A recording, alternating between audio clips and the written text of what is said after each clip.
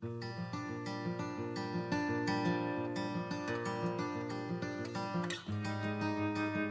is February the 9th. Today, we'll see Moses as he meets God.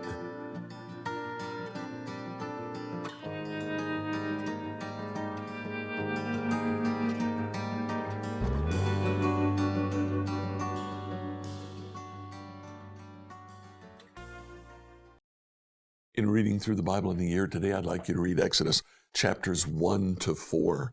There's a lot of information in this. The whole thing starts in Exodus really 1:8, when it says that eventually a new king came to power in Egypt who knew nothing about Joseph or what he had done. Personally, I think this may have been during the Hyksos invasion. The Hyksos invasion would have been the invasion of tribes from the continent of Africa who were fleeing something. It may well be that they were moving from the Sahara plain as it began to develop into a desert. This would certainly correspond with the great drought of 7 years that plagued Egypt. If that was more worldwide, then it well may be that the Sahara plain, as it became a desert as a result of that drought, drove out the nomads who lived in that area. They moved to the north and northeast, came to Egypt, conquered Egypt. And because they didn't know who Joseph was or who his family was, they simply recognized the difference between Egyptians and Israelites and other nations as well. They enslaved many of those nations. In that process, the Israelite people began to proliferate. They were very fruitful.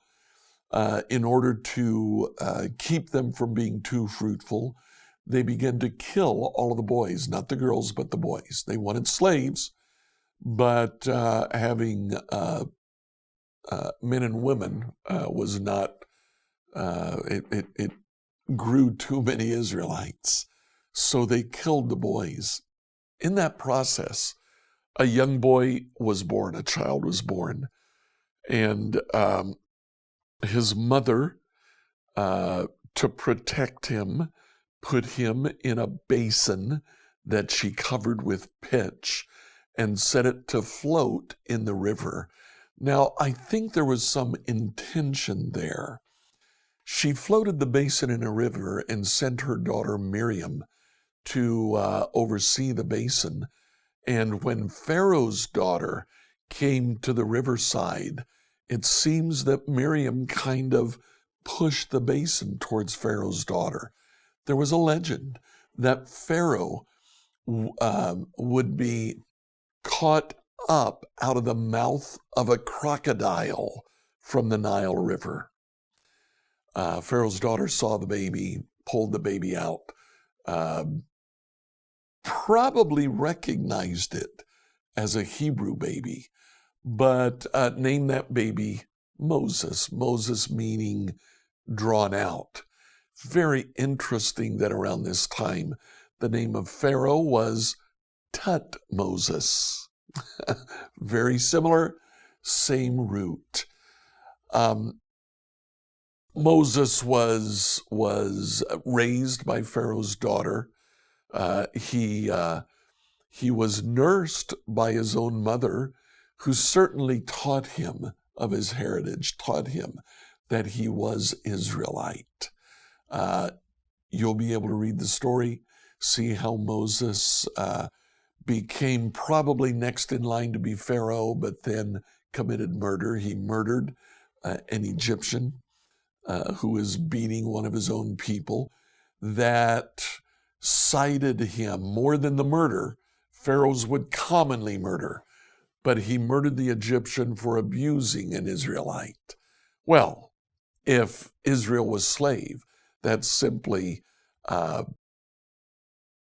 drew attention to the fact that Moses was part of that people, and when push came to shove, would side with his people instead of Egypt.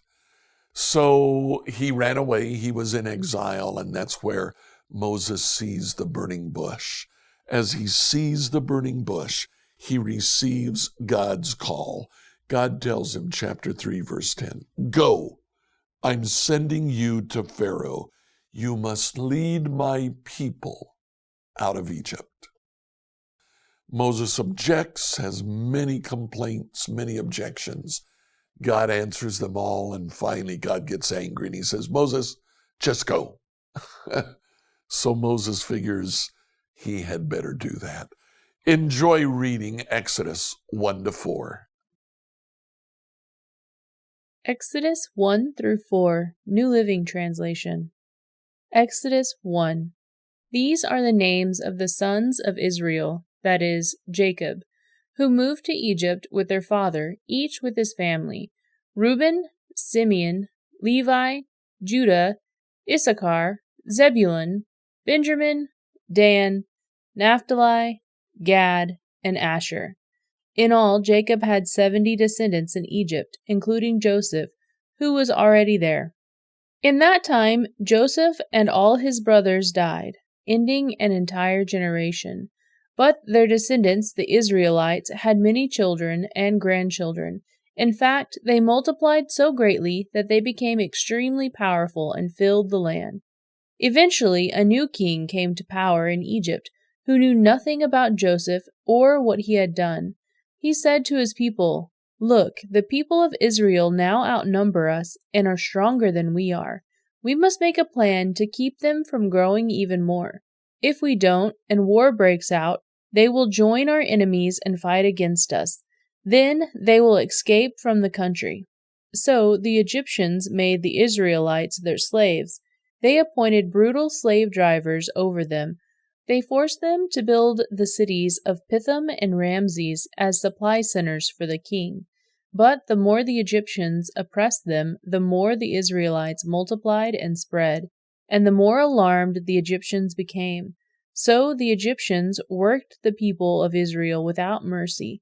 They made their lives bitter, forcing them to mix mortar and make bricks and do all the work in the fields. They were ruthless in all their demands. Then the Pharaoh, the king of Egypt, gave this order to the Hebrew midwives, Shiphrah and Puah: "When you help the Hebrew women as they give birth, watch as they deliver. If the baby is a boy, kill him. If it is a girl, let her live." But because the midwives feared God, they refused to obey the king's orders. They allowed the boys to live too. So the king of Egypt called the midwives. "Why have you done this?" he demanded. "Why have you allowed the boys to live?" "The Hebrew women are not like Egyptian women," the midwives replied. "They are more vigorous and have their babies so quickly that we cannot get there in time." So God was good to the midwives, and the Israelites continued to multiply, growing more and more powerful. And because the midwives feared God, he gave them families of their own. Then Pharaoh gave this order to all his people: "Throw every newborn Hebrew boy into the Nile River, but you may let the girls live." Exodus 2. About this time, a man and a woman from the tribe of Levi got married. The woman became pregnant and gave birth to a son. She saw that it was a special baby and kept him hidden for 3 months. But when she could no longer hide him, she got a basket made of papyrus reeds and waterproofed it with tar and pitch. She put the baby in the basket and laid it among the reeds along the bank of the Nile River. The baby's sister then stood at a distance, watching to see what would happen to him. Soon Pharaoh's daughter came down to bathe in the river, and her attendants walked along the river bank. When the princess saw the basket among the reeds, she sent her maids to go and get it for her. When the princess opened it, she saw the baby. The little boy was crying. She felt sorry for him. "This must be one of the Hebrew children," she said. The baby's sister approached the princess. "Should I go find one of the Hebrew women to nurse the baby for you?" she asked. "Yes, do," the princess replied. So the girl went and called the baby's mother. "Take this baby and nurse him for me," the princess told the baby's mother. "I will pay you for your help." So the woman took her baby home and nursed him. Later, when the boy was older, his mother brought him back to Pharaoh's daughter, who adopted him as her own son. The princess named him Moses, for she explained, "I lifted him out of the water." Many years later, when Moses had grown up, he went to visit his own people, the Hebrews, and he saw how hard they were forced to work. During his visit, he saw an Egyptian beating one of his fellow Hebrews. After looking in all directions to make sure no one was watching, Moses killed the Egyptian and hid the body in the sand. The next day, when Moses went to visit his people again, he saw two Hebrew men fighting. "Why are you beating up your friend?" Moses said to the one who had started the fight. The man replied, "Who appointed you to be our prince and judge? Are you going to kill me as you killed that Egyptian yesterday?" Then Moses was afraid, thinking, "Everyone knows what I did." And sure enough, Pharaoh heard what had happened, and he tried to kill Moses. And Moses fled from Pharaoh and went to live in the land of Midian. When Moses arrived in Midian, he sat down beside a well. Now, the priest of Midian had 7 daughters who came as usual to draw water and fill the water troughs for their father's flock. But some other shepherds came and chased them away. So Moses jumped up and rescued the girls from the shepherds. Then he drew water for their flock. When the girls returned to Reuel, their father, he asked, "Why are you back so soon today?" "An Egyptian rescued us from the shepherds," they answered, "and then he drew water for us and watered our flocks." "Then where is he?" their father asked. "Why did you leave him there? Invite him to come and eat with us." Moses accepted the invitation, and he settled there with them. In time, Reuel gave Moses his daughter Zipporah to be his wife. Later, she gave birth to a son, and Moses named him Gershom, for he explained, "I have been a foreigner in a foreign land." Years passed, and the king of Egypt died, but the Israelites continued to groan under their burden of slavery. They cried out for help, and their cries rose up to God. God heard their groaning, and he remembered his covenant promise to Abraham, Isaac, and Jacob. He looked down on the people of Israel and knew it was time to act. Exodus 3. One day Moses was tending the flock of his father-in-law Jethro, the priest of Midian. He led the flock far into the wilderness and came to Sinai, the mountain of God. There the angel of the Lord appeared to him in a blazing fire in the middle of a bush. Moses stared in amazement. Though the bush was engulfed in flames, it didn't burn up.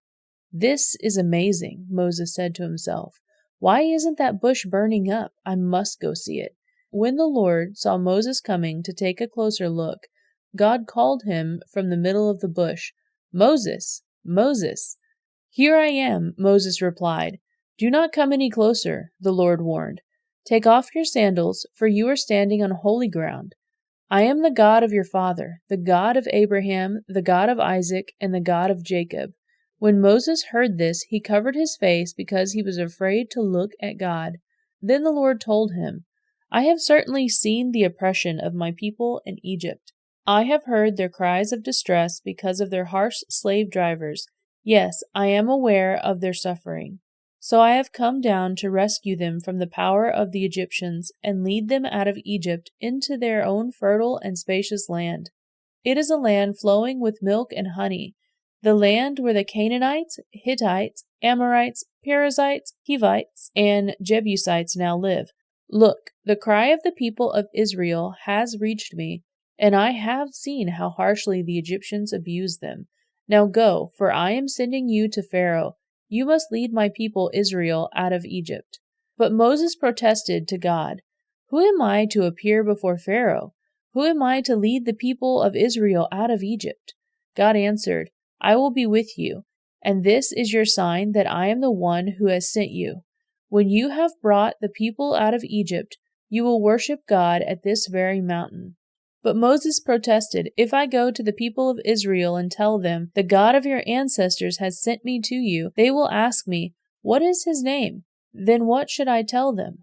God replied to Moses, "Say this to the people of Israel, 'I am has sent me to you.' God also said to Moses, "Say this to the people of Israel, Yahweh, the God of your ancestors, the God of Abraham, the God of Isaac, the God of Jacob, has sent me to you. This is my eternal name, my name to remember for all generations. Now go and call together all the elders of Israel.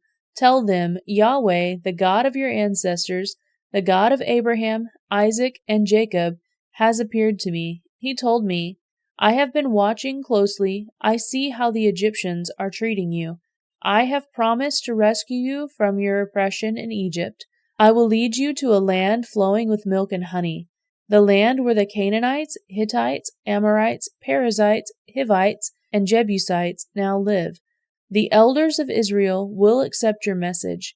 Then you and the elders must go to the king of Egypt and tell him, the Lord, the God of the Hebrews, has met with us. So please let us take a 3-day journey into the wilderness to offer sacrifices to the Lord our God. But I know that the king of Egypt will not let you go unless a mighty hand forces him.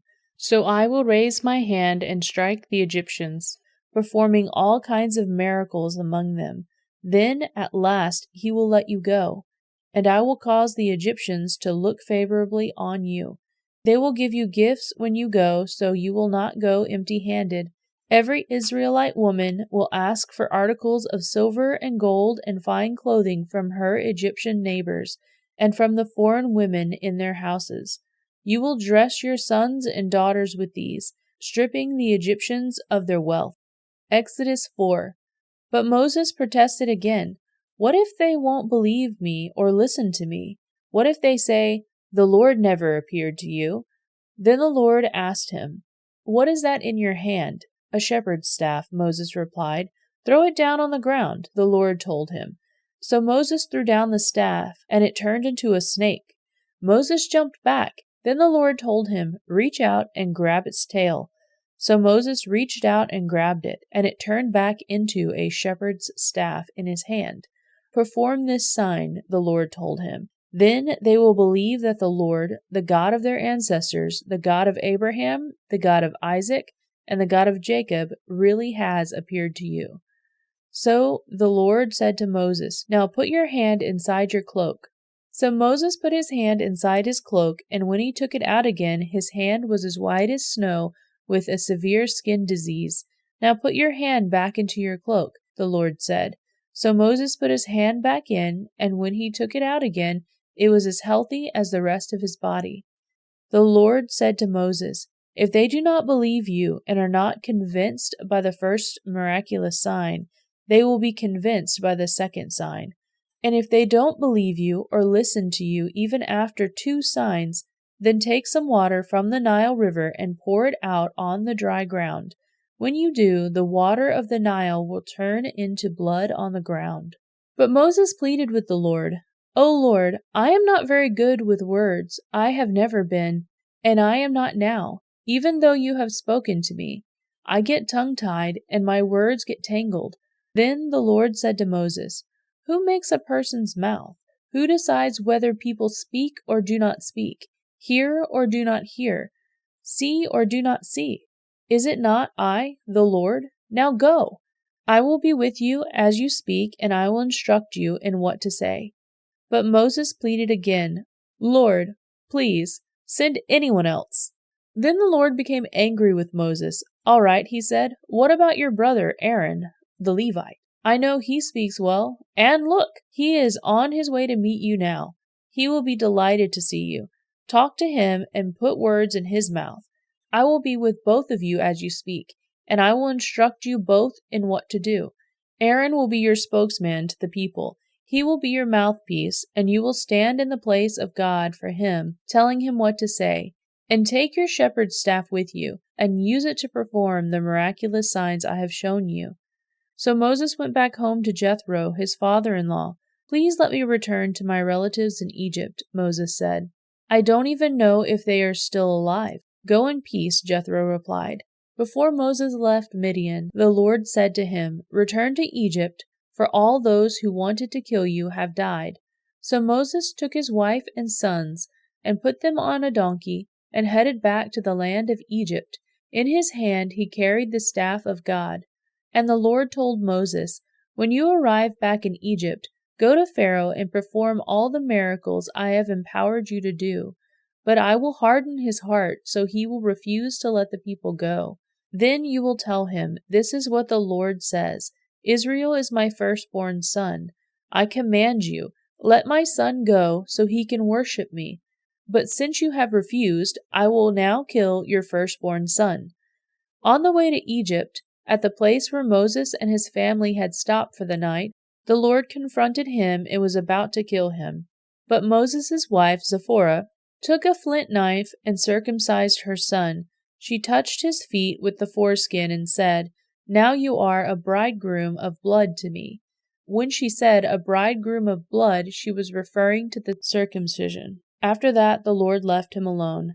Now the Lord had said to Aaron, "Go out into the wilderness and meet Moses." So Aaron went and met Moses at the mountain of God, and he embraced him. Moses then told Aaron everything that the Lord had commanded him to say, and he told him about the miraculous signs the Lord had commanded him to perform. Then Moses and Aaron returned to Egypt and called all the elders of Israel together. Aaron told him everything the Lord had told Moses, and Moses performed the miraculous signs as they watched. Then the people of Israel were convinced that the Lord had sent Moses and Aaron. When they heard that the Lord was concerned about them and had seen their misery, they bowed down and worshipped. Scripture reading by Emily Herrera. Like, follow, and subscribe to this devotional on whatever platform you use to listen to it. Email your questions to us at questions@becomehope.com. Tomorrow, we'll see Moses before Pharaoh, who asks, "Who is the Lord?"